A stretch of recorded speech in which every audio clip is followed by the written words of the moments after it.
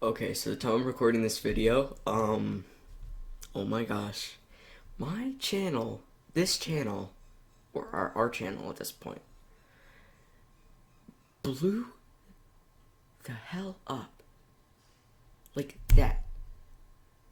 I'm looking at the videos, and my brother's the one who actually brought this up, was that one of my videos is over 1,000 views, and that has never happened within a 3 month period. Like, I had an old channel, and for like a year and a half I made videos, and only one of them got over 1,000 views, and that was right when I stopped making them. A year and a half.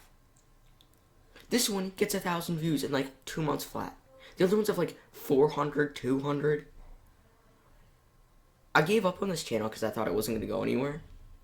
But now I'm actually starting to think that I should again. And should I do a rebranding, and should I do videos again? Just tell me in the comments. Like,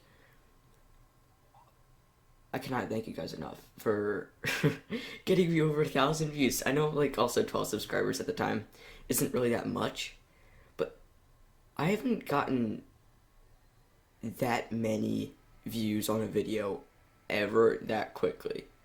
I think that's actually my most viewed video, like, I have ever made.